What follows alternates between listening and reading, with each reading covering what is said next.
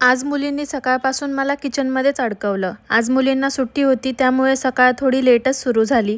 त्यांचं आवरून त्यांना फ्रेश केलं आणि पटकन घरातली थोडी कामंही आवरून घेतली.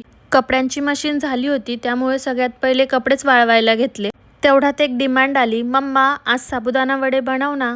मग ठरवलं, चला आज साबुदाणा वडे आणि त्यासोबत खाण्यासाठी उपवासाची कढी बनवते.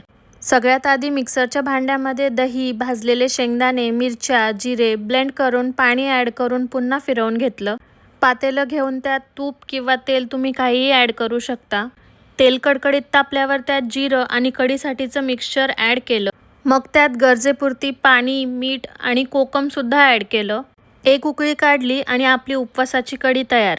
भगर, साबुदाण्याची खिचडी, साबुदाणा वडा कशासोबतही खाल्ली तरी खूप छान लागते ही.